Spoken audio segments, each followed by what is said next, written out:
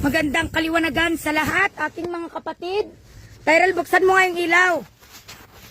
Magandang kaliwanagan sa inyo. Nananawagan ako sa magulang ni Juros, number 1 po dito mga asitor. Kung mahal mo ang iyong anak talaga, mga asitor, at batid ko naman kung gaano mo kamahal, ay ilalabas na po. Napakabuti po ng ating Ama sa Langit. Sapagkat ang unang panawagan ko po, na base po doon sa isinulat niya sapagkat siya mahina at siya madilim yung kanyang tinuturan. Kung maaari, private lamang po ito kapatid para po sa kanyang mga magulang, sa kanyang mahal na ina. At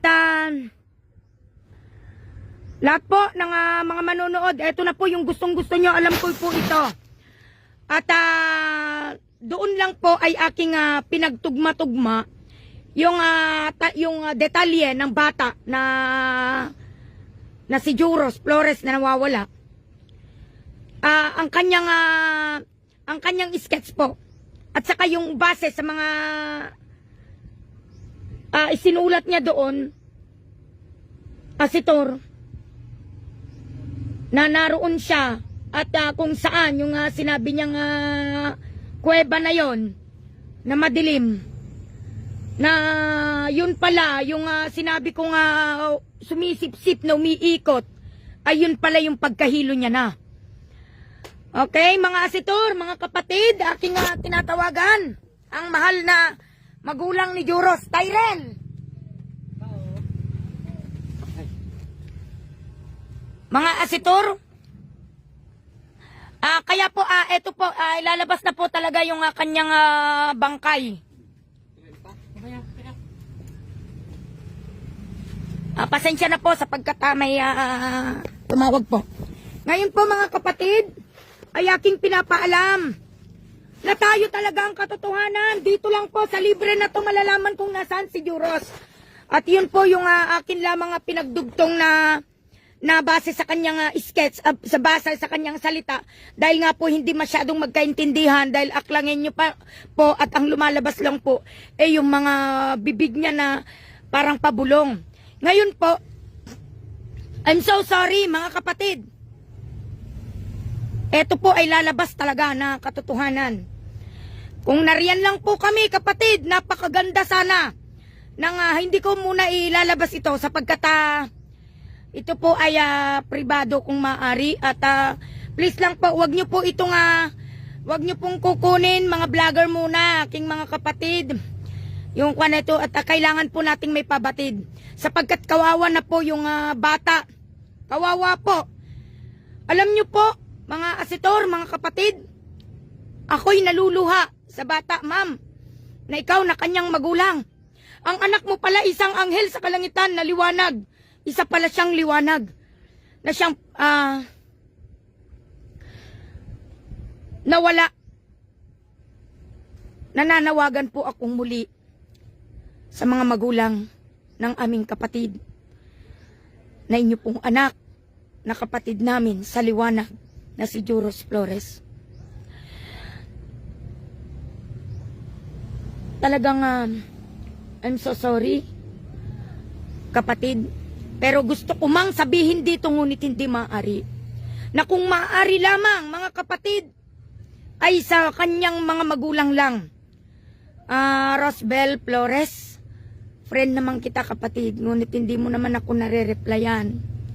Ano po?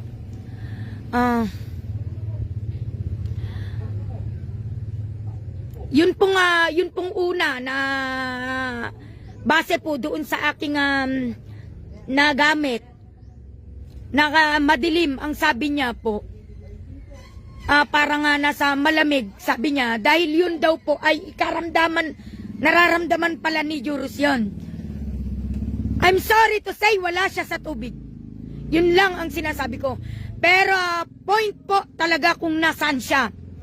Nananawagan po ako sa lahat, eto na po yung last, kung papakinggan niyo po ako mga kapatid. Rosbel Alicaya Reluho Flores, ibinunyag na ng mga diwata kung nasaan siya. Sapagkat hindi na nila nakayanan ang panghuhusga ng mga tao sa kanya na sila ang kumuha.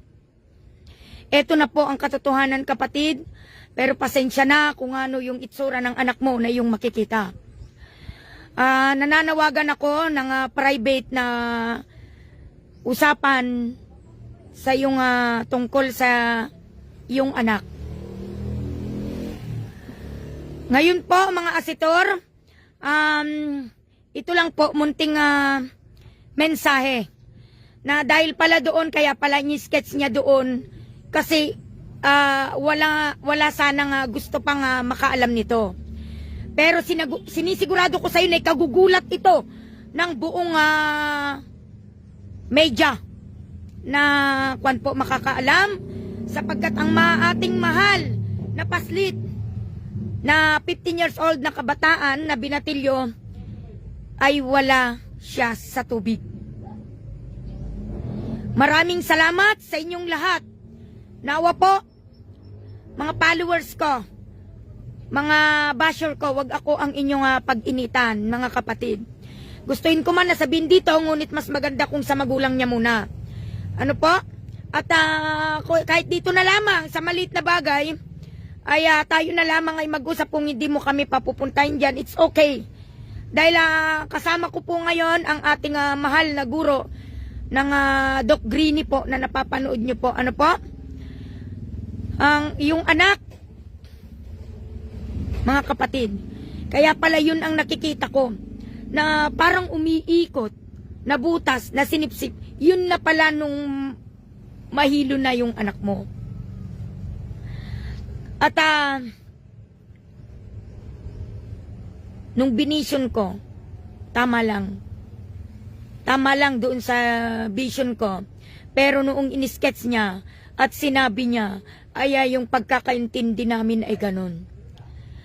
Ngayon po, kapatid, ang anak mo kung gusto mo nang makita sa madaling panahon o sa oras o minuto na ito, malalaman mo na. Magandang kaliwanagan sa inyong lahat. Ito po ang kapanaligan. Marami na po na mga katulad ko na may mga mata na tinuturan.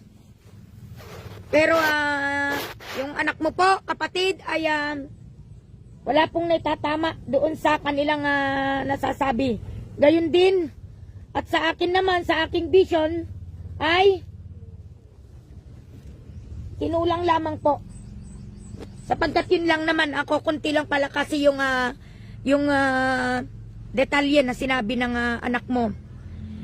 Ngayon po, ang gusto niyo pong magsalita, yung anak nyo. At kung maaari lamang, dito na lang po tayo magtatapos sapagkat nais ko muna ang mga makakaalam nito ay ang tunay niyang magulang bago pa man din. At kayong mga taga-aklan, masid-masid lang kayo mga asitor. Mga kapatid, lahat ng mga nanonood dyan, please lang po, antabay lang. Kung maaari, ang lahat ng mga na-involved dito, kapatid, ay dyan lang sa kanilang mga bahay. At ngayon po, akin pong ipinapaalam dahil sa maliit na bagay lang na ito, na dati naman ay hindi tayo napapansin at pinapansin, pero maraming salamat sa mga sumamaybay. Matatapos na rin ang problemang ito sa pamamagitan ng ating amang liwanag sa kalangitan. Sa bawat oras at araw na pagtatawag ng pagiling ko rin sa ating amang liwanag sa kalangitan, sa ating amang Isus sa kalangitan, na siyang bugtong na anak ng amang liwanag sa kalangitan, ay pati na rin mga diwata ay siyang nagsalita, kapatid. Totoo po ito. Kaya po, dito na lamang po mga asitor, at ang buong kapanaligan lamang ang siyang nakinig kanina at mapalad na si Juros Flores kung saan siya matatagpuan. Maraming salamat at magandang kaliwanagan sa inyong lahat. Kinagagalak ko rin na ikinalulumbay dahil nawala po ang isang liwanag na katulad namin.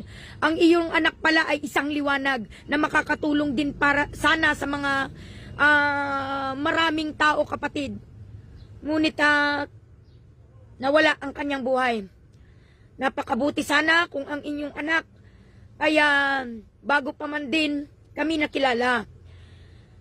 Kaya pala pinagarian ng mga kalaban at nawala ang kanyang buhay. Gayon din mga kapatid kong tunay, pakiabot na lang po ito sa kanyang mga magulang. Maraming salamat at magandang kaliwanagan. Aking mga kapatid na mga vloggers dyan, pag ipinost nyo ito, please lang, yung buo. Wag na pong itatago, okay lang po sa akin. Ano po, kung maaari wag na nakawin ang kwan na ito dahil ito po ay pribado. Maraming salamat, pero pinublik ko lang po upang malaman ng kanyang mga mahal sa buhay kung ano po talaga ang siyang nangyari. Maraming salamat at magandang kaliwanagan sa inyong lahat. Hintayin ko po ang inyong tawag. Maraming salamat po, magandang kaliwanagan. Handa po kaming tumulong ma'am upang mailabas na po ang kahabag-habag na iyong anak na siyang nagtatangis na lamang dito palagi. Maraming salamat at magandang kaliwanagan muli.